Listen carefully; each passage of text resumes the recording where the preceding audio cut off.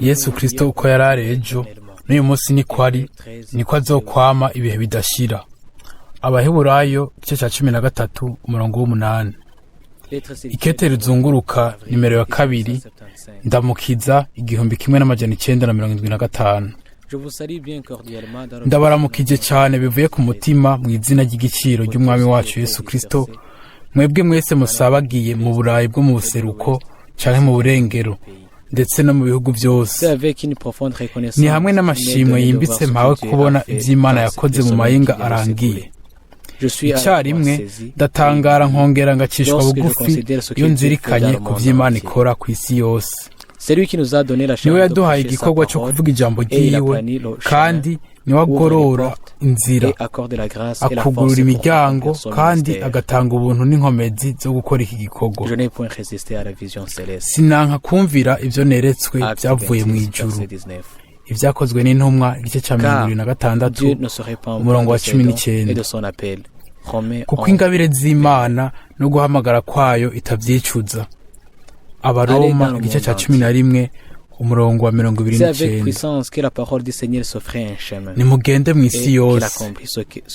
Ni mu bushobozi bwinshi ijambo ry'umwami ryicira inzira, kandi rigasohoza icyo Imana yarirungikiye. Itegeko ryo kurungikwa riracafise agaciro, kandi dutegerezwa gukora kugeza igihe umwami azogarukira. Brazil. Ibikorane byabereye muri Brazil byari bihezagiye cyane. Ku murango bene data barongoye amakoraniro bararonse amahirwe yo kubaza ibibazo bari bafise ku mutima kubaza. Hama ku mugoroba haba amakoraniro. Urukundo rwa kivukanyi rwarabonekana igihe cyose mu buryo bushasha, mu bufatane buvuye ku mutima. Mu bisanzwe birahimbaye cyane iyo abavukanyi babana bunze ubumwe bose hamwe, bagakora kugira ngo bakwiragize ijambo bahuje inama. Ahantu hose Imana yarahezagiye mu buryo budasanzwe. Mu gikorane kimwe hari abantu barenga 2,000, kandi ijambo ry'umwami ryarakiriwe n'umunezero. Benshi biciye ku butumwa bw'igihe cy'iherezo baraje ku muco, kandi baronka gutahura ivy'Imana ikora muri iki gihe cyacu. Kandi ivyo byaturongoreye kumenya ukuri kwa Bibiliya. Abandi barongorewe kwegurira ubuzima bwabo umwami, kandi kubizera ayo makoraniro yaranze impinduka yatumye bagira umwimenyerezo, batera intambwe nshasha mu mpwemu. Bene data barongoye iryo koraniro hamwe n'umugwi wose barabaramutsa cyane n'igishika. Afrika. Muri Cote d'Ivoire nahahuriye na mwene data Baranowiski wo mu Bubiligi, yari yateguye amakoraniro. Akorera igikorwa cyiza Imana. Umwami arugurura imiryango y'amakoraniro atandukanye kugira ngo itangaza ry'ubutumwa bw'igihe cy'iherezo rishikanweyo. Ab'Imana yagiriye ubuntu baronse gutahura mu mpwemu ku vyerekeye ugusohoza kw'ivyanditswe, kandi barakenguruka ku vyo umwami akora muri iki gihe. Muri Cameroon nisanze ndi kumwe na mwene data Koba hamwe n'abandi bene data bayiteguriye gukora igikorwa cy'Imana. Naho umwami yaruguruye cyane imiryango. Inyandiko zo mu Gifaransa n'umugisha ukomeye ku bantu bavuga ururimi rw'Igifaransa. Igice cyo muri ico gihugu bavuga icongereza baca bakoresha ubutumwa bw'umwimerere bwa mwene data Branham. Bene data bafashwe n'umwete mushasha mu bijanye no gusobanura ubutumwa buri mu nyandiko mu rurimi rw'igihugu cabo. Muri Repubulika ya Zaire nahahuriye na mwene data Barilier ava mu Busuwisi. Yitayeho igikorwa c'Imana atakuruha, kandi mu kwitanga kuzuye. Akora afatanije na mwene data Mukuna, kandi bafise amakoraniro mu bisagara bitandukanye byo mu gihugu. I Kinshasa ikoraniro ryiza ryarabonetse mu gihe gito cyane. Gusobanura ubutumwa buri mu nyandiko mu ndimi zitandukanye z'igihugu biratera bija imbere mu nkomezi. Umwami mu buryo buboneka yarashize umugisha ku bukozi bwa bene data.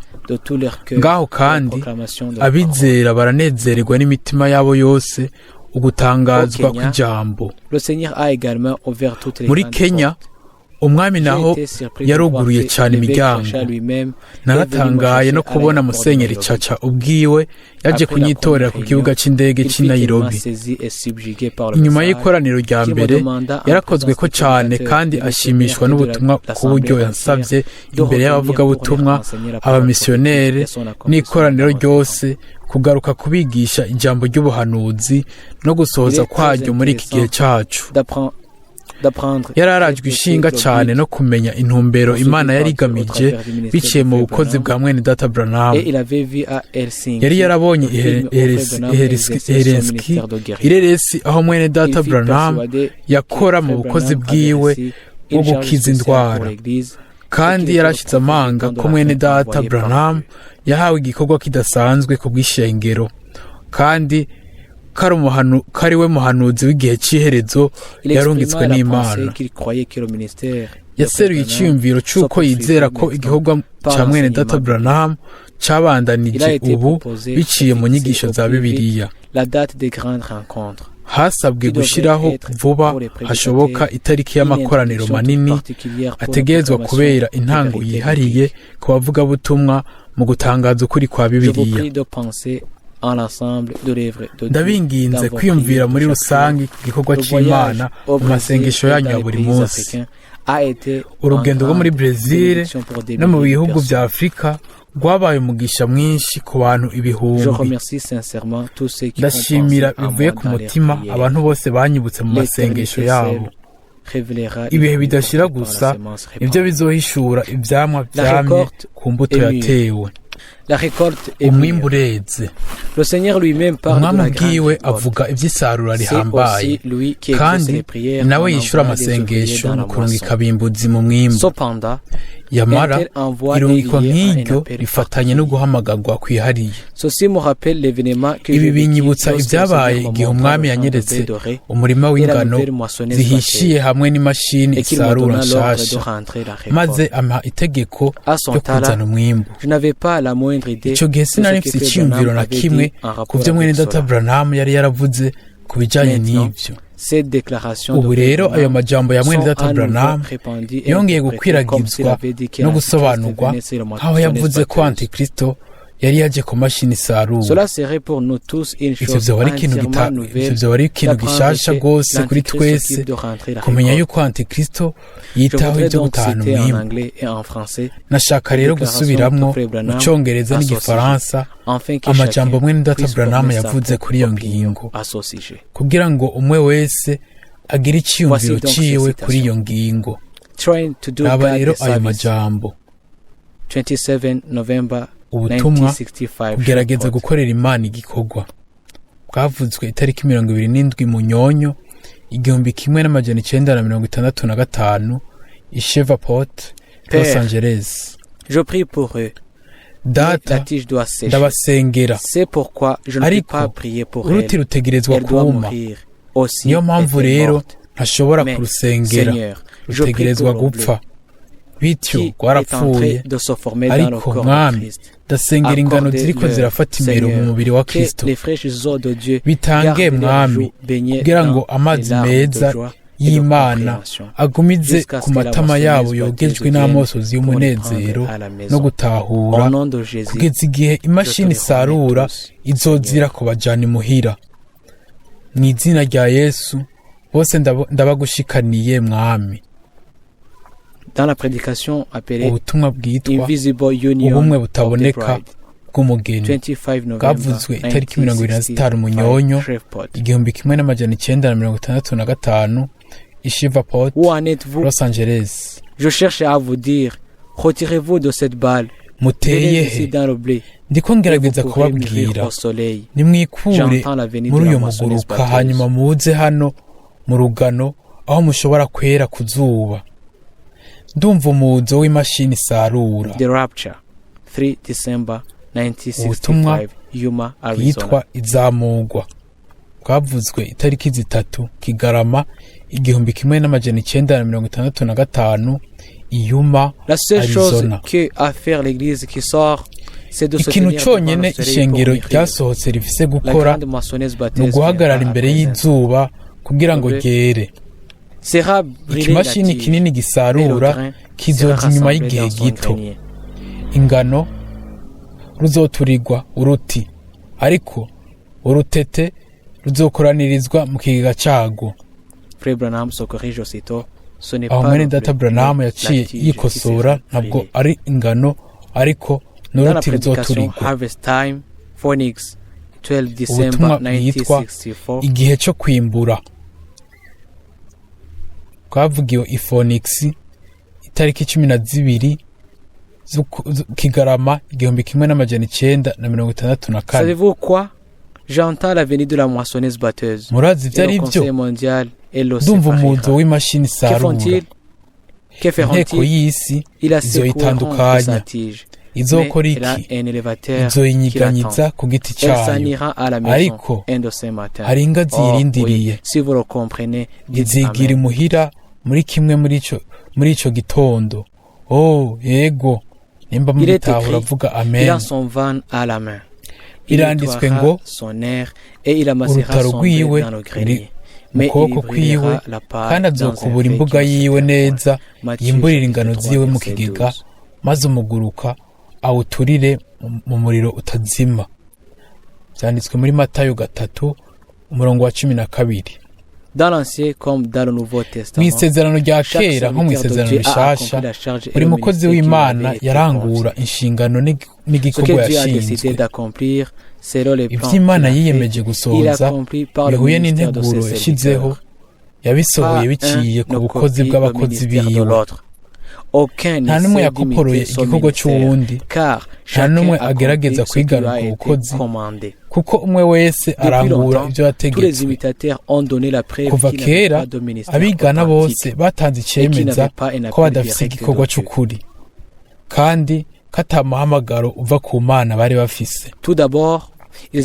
Imbere ya byose baremeranya n'igikorwa kirangurwa n'umukozi w'Imana, ariko bakimara kwibaza ko bashobora kugira uruhara runaka, bakaca batangura ibintu byabo, hama bagahindukirira umukozi w'Imana, kandi biciye ku bukozi bwiwe ariho bamenye igikorwa cy'Imana.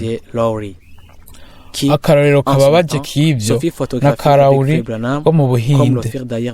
Mu gihe ciwe yifotozanije na mwene data Branham, nk'uko n'abandi bavuga ubutumwa benshi ku isi babikoze. Mu myaka yaheze yakoresheje nabi ayo mafoto kugira ngo abeshe abantu, hama ateze imbere ibintu vyiwe bwite. Yanabatirijwe mu ihema rya Branham.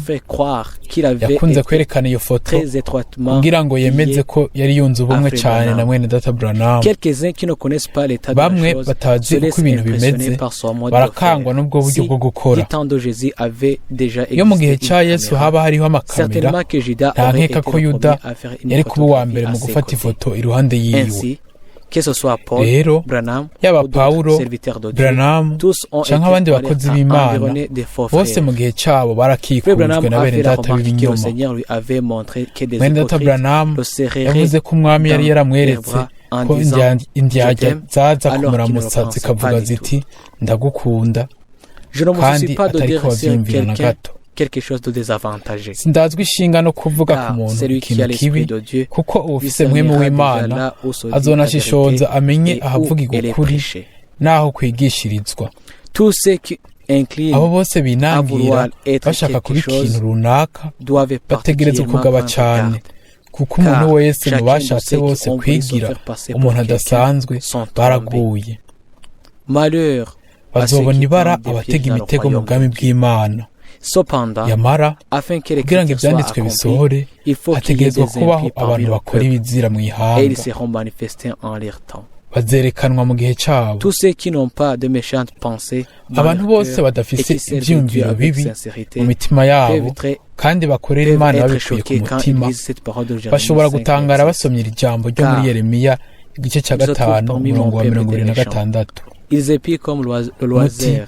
Kuko mu bantu biwe habonekamwe abantu b'abanyakibi, baratega nk'uko abatezi b'inyoni batega. Batega umutego bagafata abantu, parmi le peuple de Dieu, ninde ushobora kwikeka cyangwa gufata ko byoshoboka ko mu bantu b'Imana harimo abitwa babi? Ubwa mbere ntitubabona, ariko umunsi urashika hama bakerekana icyo bari cyo. Bararirimba cyane hamwe n'abandi, bagasenga munsi y'ugusigwa, bakaza imbere kugira ngo bakire imigisha, bakazana n'abandi gusengerwa hamwe nabo, kandi bakaba biteguye gufasha. Bakora nk'abandi gushika igihe umubano ukenewe uba wamaze gushikwako. Mfitiye icyizere buri mwene data wese, kandi nta muntu ncira urubanza. Mbere niyo mbonye cyangwa nkitegereza ikintu runaka kubw'urukundo, sishaka kuba nakibonye cyangwa kuba nakitegereje. Ariko uburambe butugira abanyabwenge, kandi dutegerezwa kuzirikana ibyo umuhanuzi avuga. Mwiyubarane, umuntu wese yiyubara umubanyi wiwe, kandi ntihagire uwo muri mwebwe yizigira mugenzi we, kuko umuntu wese agendanira ubugunge mugenzi we, kandi umubanyi w'umuntu wese agenda amuremananiriza. Cyanditswe muri Yeremiya igice c'9 umurongo wa 4. Ni kw'iryo jambo niyumviriye ko muri Kigarama 1924 igihe mwene data George Smith w'Jeffersonville y'amikete ryari ryanditswe kuwa 25 Nyakanga i Hamburg, kandi ryari ryarungitswe muri Amerika hamwe n'izindi nyandiko. Niyo mpamvu tuzoreka umuhanuzi Yeremiya yishure muri aya majambo. Kandi umuntu wese ahinda umubanyi wiwe, ntibavugana ukuri, batoje ururimi rwabo kuvuga ibinyoma, bigoza gukora ibyo kugabitanya. Ururimi rwabo ni umwami wica, ruvuga ibinyoma. Umuntu wese avugana n'umubanyi wiwe iby'amahoro mu kanwa kiwe, ariko mu mutima wiwe aba amuryamiye. Byanditswe muri Yeremiya igice c'9 umurongo wa 5 n'umurongo w'8. Ibipfunsi by'umugororotsi biroshe kwihanganira kurusha intwengo y'indyarya. Ndazi neza inshingano mfise imbere y'Imana mu bukozi bwanje, haba mu bijanye no kwamamaza ijambo cyangwa gusobanura ubutumwa bwa mwene data Branham. Ubwa mbere mu bukozi bwanje byabaye ngombwa ko nkoresha uyu murongo wa Bibiliya, ngo kandi abo muzoharira ibyaha bose bazoba babihariwe, ariko abo mutazobiharira bose ntibazoba babihariwe. Cyanditswe muri Yohana igice cya 20 umurongo wa 23. Uwucumura muri ubwo buryo yabigambiriye ntacyo bagifise ahuriyeko n'abantu bahawe igikorwa n'umwami.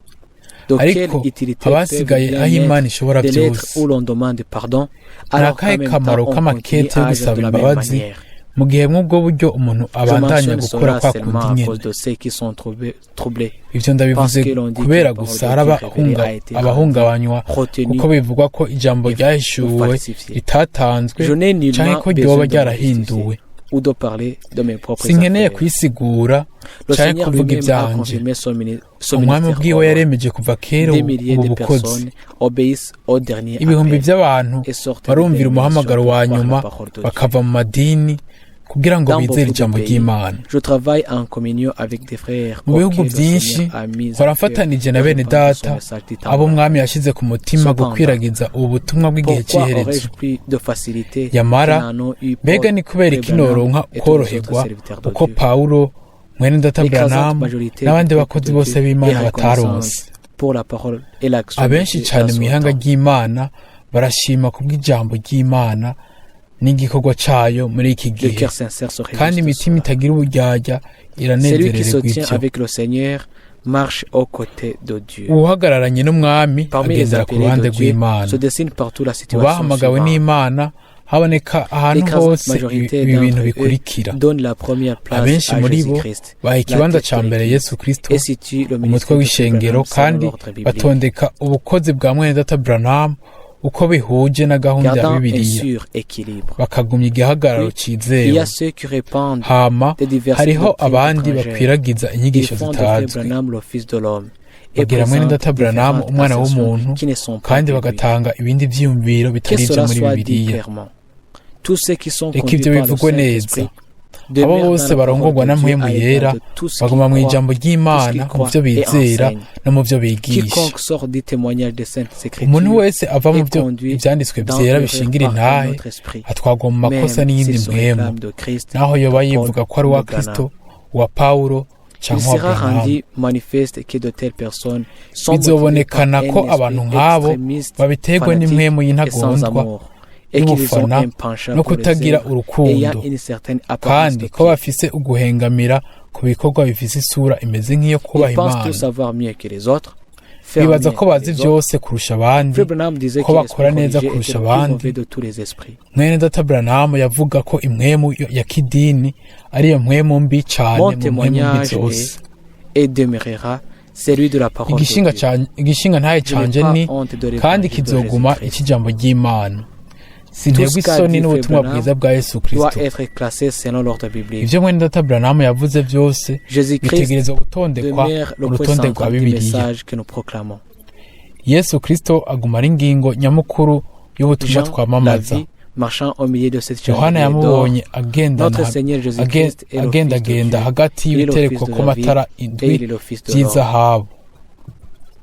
Umwami wacu Yesu Kristo ni umwana w'Imana, ni umwana wa Dawidi, ni umwana w'umuntu. Il est la tête du corps de l'Église. niwe Il est le mutwe commencement, w'umubiri, le premier niwo né d'entre les shengero, morts, afin kandi niwe d'être en tout le tanguriro, premier. niwe Colossiens fura chapitre mu 1 kuva mu verset 18. bapfuye kugira ngo abe agaheta muri byose.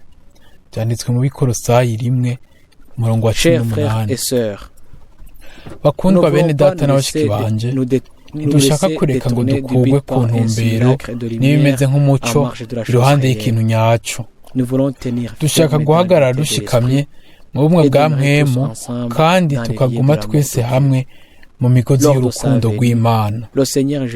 igihe azozira umwami Yesu azosanga umugeni wiwe atagira agasembwa, atanjebejebe, ariko ashagishije impuzu yiwe y'ubukwe. n'inkomezi zacu zose dushaka gukorera agakiza kacu dufise ubwoba no guhinda agashitsi. umwami abahezagire mwese. ukorera ku ruhande rw'Imana, mwene data Frank.